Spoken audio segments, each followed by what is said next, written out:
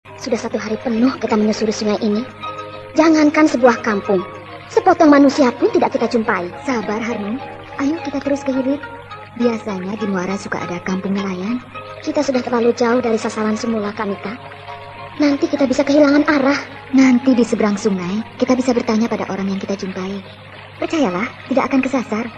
Pelan-pelan saja, tidak usah tergesa-gesa. Makanya, kalau bepergian itu jangan bawa kuda. Jadi kalau mau nyebrang sungainya ya tidak berabe. Jalan kaki? Wah, bisa 3 tahun baru sampai. Aku yang sudah tua saja jalan kaki.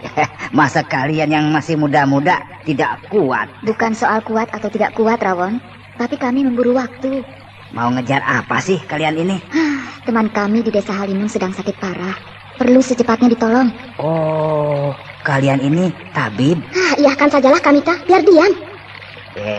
Kalian berdua ini kok bisa berteman? Padahal sifat kalian jauh berbeda. Kau Ranum. Apa? Ranum? Enak saja merubah nama orang. Kedengarannya memang gitu. Harnum? Iya itu. Apa? Num itu. Kalau yang ini Sasmita. Kok Sasmita? Pramita, Rawon. Iya gitu itu, ya. Ngomong saja tidak beres. Mau cerita segala macam. Iya, kau siapa? Pramita, kalem, lembut dan sabar. Harnum keras, ketus, judes, tidak sabaran. Kok bisa cocok? Mau cocok bisa, mau tidak cocok juga bisa. Jadi tergantung bagaimana kita, ya kan? Pinter. Kok jadi begini? Bagaimana, Kamita? Makin ke hilir, malah makin lebar dan dalam sungai ini. Iya ya. Nah, banyak pohon bambu di sini. Melihat pohon bambu, kamu kok girang? Kenapa sih, Rawon? Membuat rakit. Iya betul juga. Daripada capek-capek menyusuri sungai mencari tempat penyeberangan, lebih baik membuat rakit sendiri, ya enggak? Paling lama juga 2 hari. Baiklah. Kalian nebang pohon bambu, ya. Aku mencari rotan untuk pengikatnya. Iya.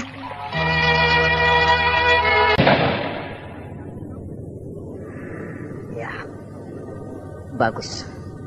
Semua ilmu kedikjayaan yang aku miliki sudah kembali dengan sempurna. Aku sudah kembali menjadi Brahma yang utuh. Brahma yang pendekar. Brahma yang raja. Ya, sekarang aku sudah berani masuk ke dalam ruangan pribadi kakek Astagina. Sebab aku pasti sudah bisa menggempur penutup pintu ruangan rahasia tersebut.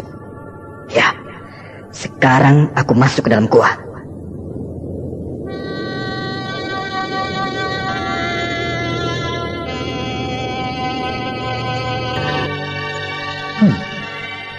Ini adalah ruang utama. Ruangan yang paling lebar di antara sekian banyak ruangan di dalam gua ini. Di ruang utama dalam gua inilah aku belajar berbagai ilmu kedikjayaan dengan bimbingan kakek Astagina selama 5 tahun. Dan setelah itu, keluar gua, pelajaran diteruskan dengan mengambil 2 tempat. Di luar gua, di alam bebas, dan di dalam gua ini.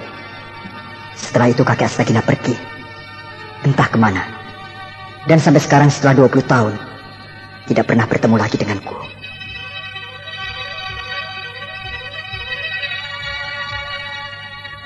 Tapi peninggalan kakek Astagina masih banyak yang disimpan di dalam gua ini. Baik berupa buku-buku ataupun senjata.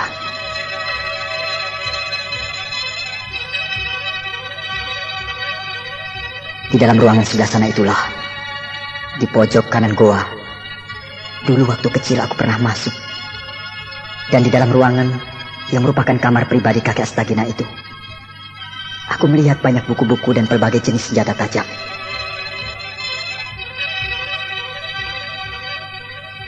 Sekarang aku akan masuk ke dalam ruangan kamar pribadi guruku kakek Astagina.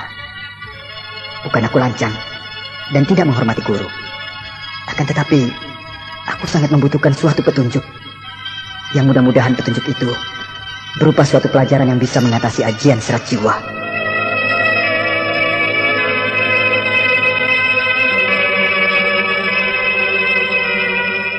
Ajian serat jiwa. Aku akui, memang suatu ilmu kedikjayaan yang sangat tinggi. Tapi karena dikuasai oleh orang yang tidak bertanggung jawab seperti Kartika, aku khawatir ajian serat jiwa dipergunakan untuk maksud jahat. Maka aku berkewajiban harus bisa mengalahkan ajian serat jiwa. Ya, untuk bisa masuk ke dalam ruangan kamar pribadi kakek Astagina, aku harus melompati kolam lumpur bergolak yang terletak di pojok sebelah kanan gua ini.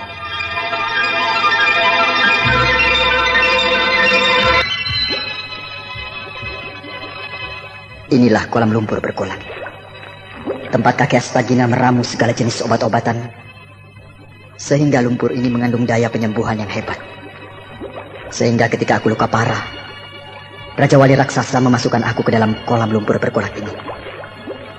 7 hari 7 malam aku digodok sampai sembuh sama sekali. Ya, aku harus melompati kolam lumpur bergolak ini untuk bisa sampai di pintu rahasia kamar pribadi guruku. Ya!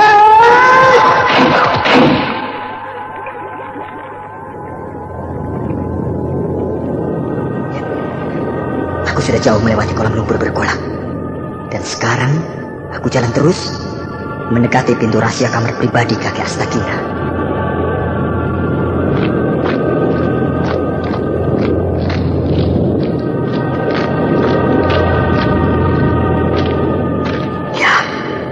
Inilah pintunya. Sebuah pintu batu yang teramat kuat, yang sudah menyatu dengan dindingnya yang juga berupa batu, sehingga merupakan sebuah pintu batu yang mati.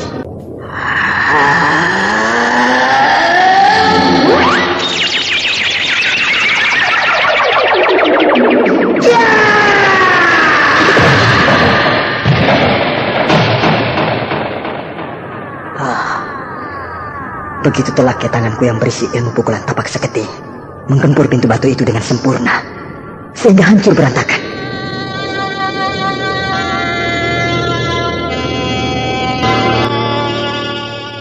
Nah, lawang pintu sudah menganga, karena pintunya sudah aku hancurkan. Baik, aku segera masuk ke dalam ruangan pribadi, kamar rahasia kakek Astagina.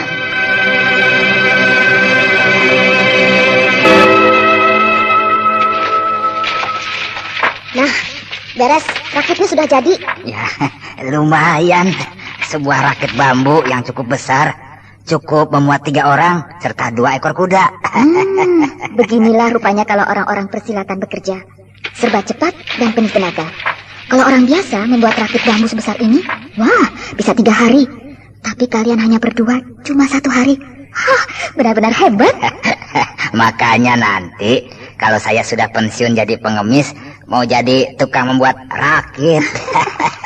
Pengemis kok ada pensiun, Rawon? Gak ada. Siapa yang ngasih uang pensiun?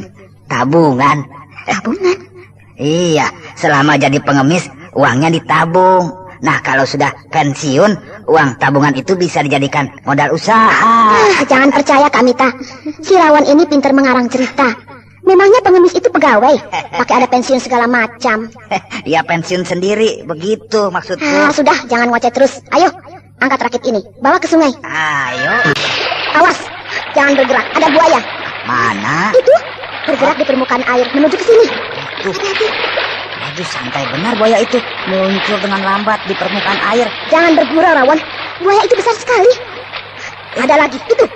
Iya, dari sebelah kiri juga ada tuh. Ya. Mana? Waduh, kita dikepung buaya, Arun. Apa maunya buaya-buaya itu, ha? Ya, tentu saja mencari makanan. Di sini kan banyak makanan. 3 orang manusia dan 2 ekor kuda, iya. Nah, itu semua merupakan santapan yang lezat bagi buaya. Boleh coba. Ayo, maju. Maju semuanya. Lebih dekat lagi. Belum tahu siapa Harnum buaya-buaya itu. Ya! Tajam sekali pedangnya, Harnum. Aduh, sekali sahabat tubuh buaya itu putus jadi 2. Ayo, ke sini semua. Ya!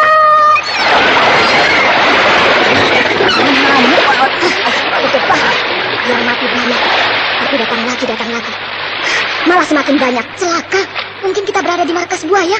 Markas buaya? Memangnya pasukan perang punya markas? Maksudku sarang-sarang buaya, Iya. Rawan. Di bawah rakit kita ada buaya. Celaka, rakit kita digigit-gigit dan diguncang-guncang. Ya! Kita bisa terbalik. Terbalik tidak mungkin. Tapi kalau tali kemali mengikat rangkaian bambu digigit-gigit terus, rakit kita bisa cerai-berai. Aduh, bagaimana ini, Harno? Kita berada di tengah, ke tepi sungai masih jauh. Aduh, kalau tenggelam, kita jadi santapan buaya-buaya itu. Aduh,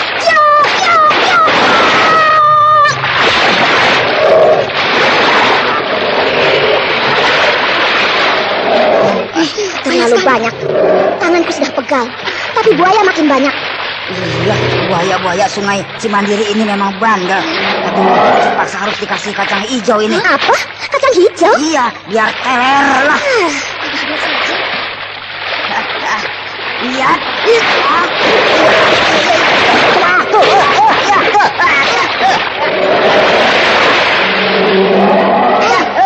buaya-buaya itu dicari-cari. Menjempar kesakitan, Harno. Iya. Buaya-buaya itu semuanya diam, hanyut ke hilir di bawah arus. Hei, mati. Ya, semuanya mati. Bukan mati, Kak Mita. Pingsan. Pingsan? Iya, buaya-buaya itu hanya pingsan. Nanti di hilir mereka akan siuman kembali semuanya. Benarkah itu? Iya. Apa yang menyebabkan mereka pingsan? Kacang hijau.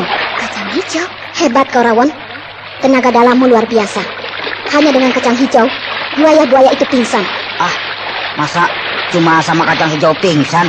Iya. Buaya-buaya itu kecapean barangkali. Sudahlah, jangan mungkir terus, Rawon.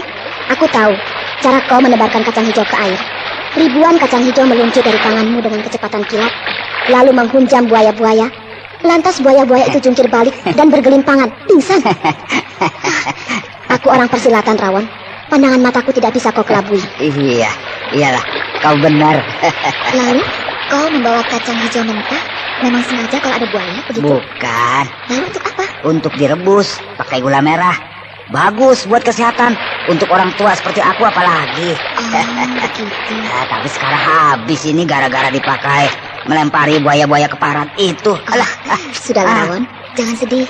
Nanti aku belikan 2 kali lipat banyaknya. aduh, terima kasih, Neng.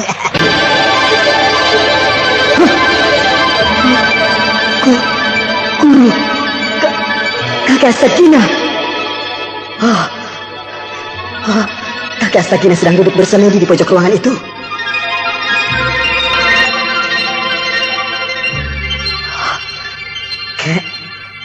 Kakek Astagina. Ini aku Brahma. Kakek kemana saja? Tidak pernah menemuiku. Kek, marilah kita seperti dulu lagi. Latihan bersama-sama, makan sama-sama, tidur sama-sama. Betapa menyenangkan. Tapi saya minta ampun, Kek. Saya kalah. Saya tidak kuat melawan ajian serat jiwa. Ajarilah saya lagi, Kek. Berikan lagi saya sebuah ilmu. Ilmu yang paling tinggi yang bisa mengalahkan ajian serat jiwa. Kok diam saja, Kek? Oh, iya. Kakek sedang bersemedi, tidak boleh diganggu. Tapi dulu juga, kalau kakek sedang bersemedi, diganggu oleh saya, tidak marah. Iya, aku ingat. Dulu kalau mau membangunkan kakek yang sedang semedi, harus mencium tangan kakek. Iya, sekarang aku akan mencium tangan kakek dulu.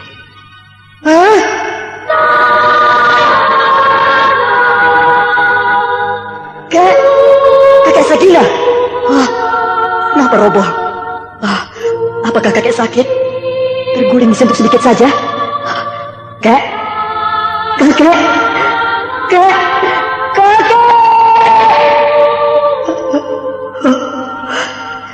Ternyata kau sudah meninggal. Kakek Astagina. Kau meninggal dalam posisi duduk bersemedi. Kakek Astagina. 20 tahun kita tidak bertemu. Dan pertemuan ini rupanya hanya untuk menyatakan selamat tinggal untuk selama-lamanya.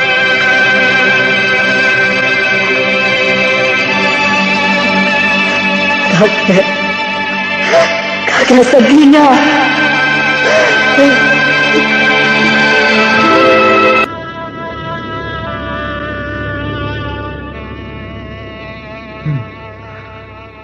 Batu kecil persegi 4 tempat duduk kakek Astagina ini masih saja tetap seperti dulu, licin dan hitam mengkilat. Apa salahnya aku duduk di atas batu ini? Bukankah penguasa tunggal Goa Pantai Selatan sudah meninggal? Dan aku adalah murid tunggalnya sebagai pewaris yang syah. Ya, aku akan duduk di atas batu ini. Anggap saja kursi singgasana kerajaan. Ya. Hah? Oh, pecah. Oh, batu ini pecah. Hancur berantakan. Remuk sama sekali.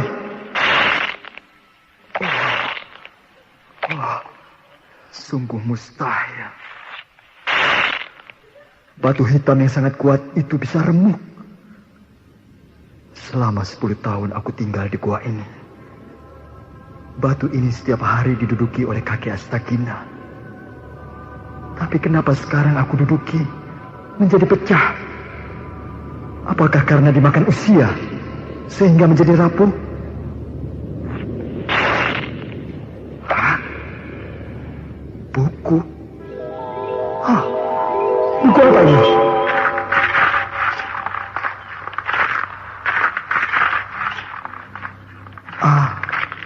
Ajian Serat Jiwa.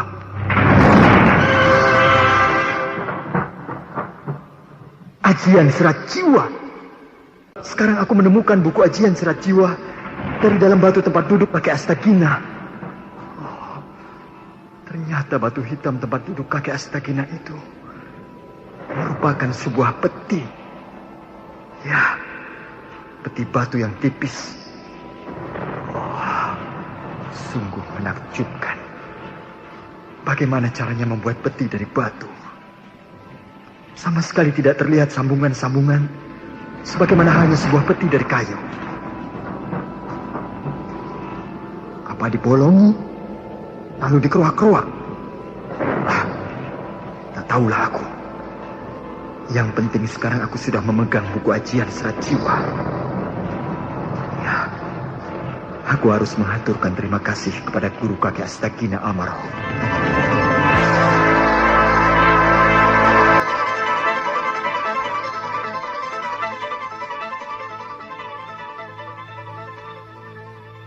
Kakek Astagina, saya yakin kakeklah yang menyediakan buku ini untuk saya. Terima kasih, Kek. Dari dulu kakek selalu baik kepada saya. Setiap saya mendapat kesulitan, kakek selalu membantu. Dan sekarang saya sedang berduka sebab dikalahkan oleh seorang musuh yang memiliki ilmu yang sangat tinggi, yang menguasai Ajian Serat Jiwa. Kakek juga langsung membantu saya dan memberikan buku Ajian Serat Jiwa ini. Terima kasih, kakek Astagina.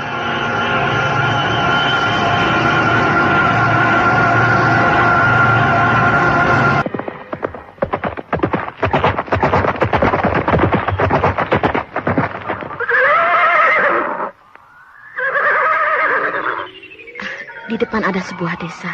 Ya, mudah-mudahan itu desa Jampang. Sehingga perjalanan kita sudah dekat ke desa Halimun. Kita menjalankan kuda pelan-pelan saja. Tidak enak menunggang kuda kencang-kencang di dalam kampung orang. Iya, tapi si Rawon mana? Dia sudah tertinggal jauh.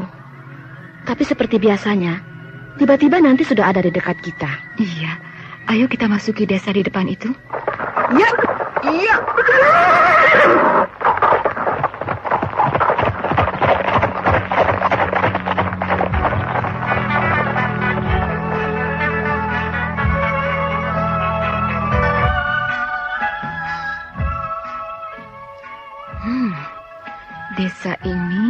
keadaannya serba sedang. Rumah-rumah penduduk tidak bagus, tidak jelek. Begitu pula keadaan jalan-jalan desa. Tidak lebar, tidak kecil, tidak bagus dan juga tidak jelek. Orang-orangnya juga tidak tampan dan tidak jelek. Tidak cantik, tapi juga tidak jelek. Sedang-sedang saja.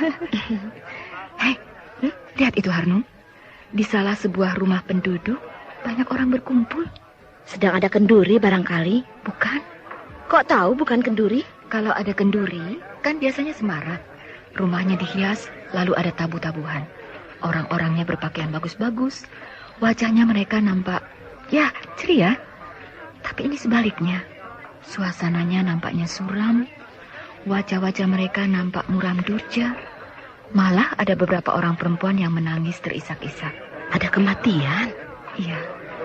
Kita lewat saja terus.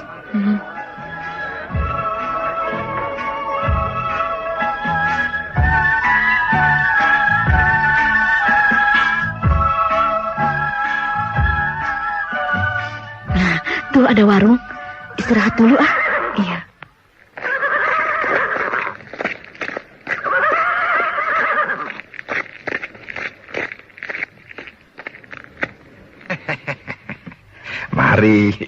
Mari, silahkan duduk, Neng. Terima kasih, Pak. Saya ini Pak Jamal, pemilik warung ini. Oh ya? Iya. Kamita, pemilik warung ini kelewat ramah. Tidak tanya apa kita mau makan atau tidak. Dia langsung saja menyiapkan piring dan menyendok nasi. Di sini adatnya begitu barangkali. Sayurnya juga banyak. Wah, ada sayur waluh, sayur pari.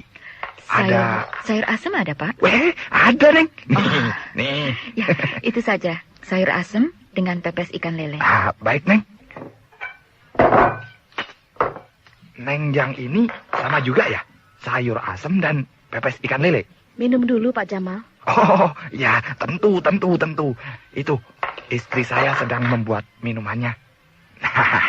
Kalau minuman datang, makanan sudah siap. Minum seteguk, langsung menyuap nasi. Bukan begitu, Neng?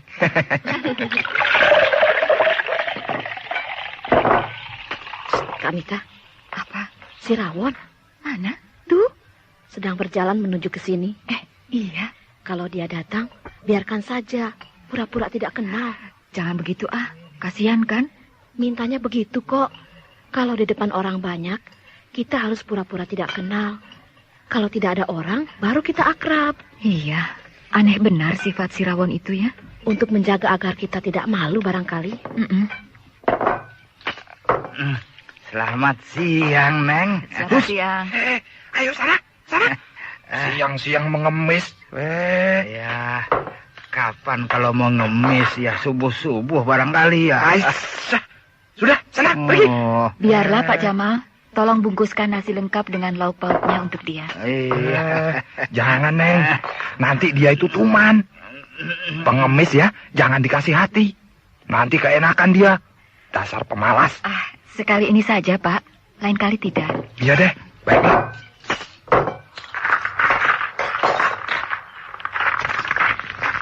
Nih, Terima kasih. sudah, sana pergi. Selamat makan, Neng berdua. Semoga kenyang ya. Pak Jamal, tadi di rumah yang dekat tikungan itu banyak orang. Ada apa, Pak? Wah, keterlaluan, Neng. Biadab. Keterlaluan? Biadab. Iya. Pak Juro mati. Oh, ada yang meninggal? Iya. Wah, betul, Neng. Pak Juro yang mati. Tapi matinya tidak wajar. Tidak wajar Tidak bagaimana? wajar. Dia itu diteluh. Diteluh? Iya. Kalau orang wetan namanya santet begitu. Oh, Iya, iya. santet. Iya. Santet itu apa, Kak Mita? Guna-guna. Oh. Itu tuh, Pak Juro mati diteluh orang. Tapi kenapa begitu, Pak? Apa dia punya musuh? Begini ya, 3 hari yang lalu, Pak Juro ribut dengan orang. Perkara itu kerbau. Perkara kerbau? Iya. Begini ya, Neng ya. Si Eman itu seorang anak kecil. Dia mengembala kerbau. Nah, maklum ya, anak kecil dia bukannya mengawasi kerbau yang dia gembalakan, malah main perang-perangan dengan temannya. Waduh, akibatnya kerbonya nyelonong ke sana kemari. Nah, kebun ketimun Pak Juhro diranjah. Aduh. Habis-habisan dah. Ketimun yang sebentar lagi mau dipanen itu, habis semua. Aduh. Rusak semuanya, diinjak-injak oleh si kerbau si Eman itu. Iya. Nah, Pak Juhro kan marah. Si Eman ditempeleng. Ples. Wah, si Eman ngadu sama bapaknya. Tapi rupanya bapak si Eman itu, ya entah takut atau memang merasa salah ya Neng ya, tidak melawan sama Pak Juhro. Besoknya Pak Juhro langsung sakit. Perutnya Neng, perutnya kembung segede tempayan. Dan tadi pagi meninggal. Begitu ya. Tidak diobati, Pak? Wah, sudah oleh dukun. Tapi terlambat, Neng. Pak dukun hanya bisa mengeluarkan isi perut Pak Juhro. Tapi nyawa Pak Juhro ya tetap saja melayang. Isi perut? Iya, Neng. Dari perut Pak Juhro ya, keluar itu tuh jarum, peniti, pisau kecil 5 biji, paku dan segulungan rambut. Loh. Kok di dalam perut ada paku, jarum, peniti, dan pisau? Nah, itulah Neng keajaiban teluh itu. Benda-benda seperti itu bisa masuk ke perut manusia. Dari mana jalannya? Dan kapan dimasukkannya? Saya juga tidak tahu. Tangkap saja bapaknya si Eman itu. Pasti dia akan mengaku mempergunakan ilmu teluh. Ya, tidak ada buktinya, Neng. Kalau dia bilang tidak, mau apa coba? Untuk membuktikan dia bisa teluh, waduh, tidak bisa, Neng. Hah? Sebab di rumahnya tidak terdapat perlengkapan sebagai seorang tukang teluh. Lagi pula ya, Neng ya, takut. Takut? Iya. Kalau mencurigai bapaknya si Eman, jangan-jangan ikut jadi korban teluh kita nanti. Kalau bapaknya si Eman itu tidak bisa ilmu teluh, tentu dia minta bantuan pada orang yang bisa ilmu teluh. Iya, memang betul, Neng. Memang begitu. Biasanya orang yang mau mencelakakan orang lain, misalnya nih ya musuhnya begitu, biasanya dia datang pada seorang dukun teluh. Nah, si dukun teluh itulah yang akan bekerja. Sesuai dengan permintaan orang tadi itu. Apakah musuhnya mau dibuat sakit saja, atau langsung dibuat mati? Jahat benar dia. Iya, memang jahat, Neng. Di sini banyak sekali dan sering terjadi orang sakit atau mati di teluh. Bertengkar sedikit, ribut sedikit, langsung main teluh. Begitu. Pengecut. Iya, memang benar, Neng, pengecut. Tidak berani langsung pada orangnya. Malam-malam dikerjakan pakai ilmu teluh, begitu. Malam hari? Iya, Neng. Ilmu teluh itu ya, biasanya dikerjakan pada waktu malam. Melayang seperti bola api. Bola api? Iya. Wang, begitu. Dari rumah dukun teluh, keluar satu benda merah menyala. Benda itu bentuknya bulat. Kemudian ya, bola api itu meluncur di angkasa, menuju ke rumah korban. Masuk ke dalam rumah? Ya tidak, Neng. Bola api itu hanya membentur atap rumah atau pintu. Ceker, gitu ya. Lalu? Terus lenyap. Tapi ya, tahu-tahu yang di dalam rumah muntah darah atau perutnya kembung, kemudian sakit lalu mati, begitu. Benda seperti bola api itu pasti isinya benda-benda keparat, paku, jarum, pisau dan sebagainya. Iya, betul, Neng, betul. Yang paling ramai kalau ada perang teluh, Neng. Perang teluh? Iya. Misalnya nih ya, si A bermusuhan dengan si B. Nah, lalu si A pergi ke dukun teluh. Begitu juga si B pergi ke dukun teluh lainnya. Kedua dukun teluh itu lalu perang, mengadu kekuatan ilmu teluhnya itu. Oh ya? Iya. Wah, ramai sekali, Neng. Pada malam hari yang gelap gulita, 2 buah bola api saling sambar di angkasa. Berkelebat-kelebat, mengeluarkan cahaya yang bagus sekali, tapi juga menakutkan. Suatu ilmu hitam yang aneh. Deh, bukan aneh lagi, Neng. Jahat. Ilmu teluh itu harus ditumpas. Terutama dukun-dukun teluh itu yang harus dibasmi. Tapi ya, siapa yang berani? Daripada jadi korban teluh, ya mendingan diam saja kan, Neng? Pak Jamal, Ya, apakah tidak ada usaha dari kepala desa untuk menumpas ilmu teluh itu? sudah, Neng, sudah. Tapi orangnya, ya, yang berani tidak ada. Oh, Takut begitu. mati. Iya, iya. Kalah oleh ilmu teluh. Pernah ya, beberapa orang sakti dari kerajaan Japura dikirim ke sini. Tapi semuanya mati. Waduh, datang lagi satu pasukan perang. Desa ini diobrak-abrik semua. Iya, iya. Ya oleh pasukan perang dari kerajaan Japura itu. Kemudian? Untuk sementara ya, keadaan aman. Tapi lama-lama ada lagi.